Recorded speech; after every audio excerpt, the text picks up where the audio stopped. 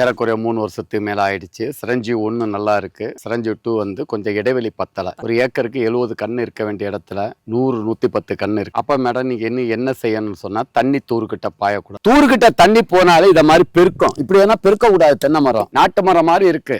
இது ஒட்டுறவன் இப்படி என்ன பெருக்க கூடாது. தென்னை மரம் காயணும் பாயணும். ஊடு பயிர் வாழைப்போட சொல்லு. வாழைப்பயிர் போட்டுட்டு மேடம் மற்ற இடைவெளியில இத மாதிரி கொள்ளு கவுப்பின்னு சொல்லுவாங்க, தட்டைப்பயிர். இதை தோட்டத்துல முழுதும் விதைச்சிருங்க. இருந்தாலே ஈரம் காக்கும். இதுல வேர் முடிச்சுகள் இருக்கும். அதுல தலைச்சத்து நிறைய கிடைக்கும். அப்ப நம்ம ஊடு பயிர் வாழையை தான் வைக்கணும். 1 வருஷம் 10 அடிக்கு 1 வாழை தாரை வித்துக்கிட்டு அந்த கழிவுகளை உரமா மாத்துங்க. இது நம்ம இன்னும் நிறைய காய்க்கணும்னு சொன்னா குப்பை சாணி இருந்தா குப்பை சாணியை போட்டு இதோட ஒரு 10 கிராம் 20 கிராம் பூம்பும் பூஸ். எண்ணெய் எடுக்காத வேப்பம் புண்ணாக்கு 1/2 கிலோ, கற்பக ஆர்கானிக் கலப்போற 2.5 கிலோ, மெக்னீசியம் சல்பேட் 1/2 கிலோ, நுண்ணூட்ட சத்து 1/2 கிலோ, வேப்பம் புண்ணாக்கு 1/4 கிலோ, 1/2 கிலோ, அங்குச உப்பு 1/2 கிலோ. தண்ணி பாயும் போது இதுல போடும்.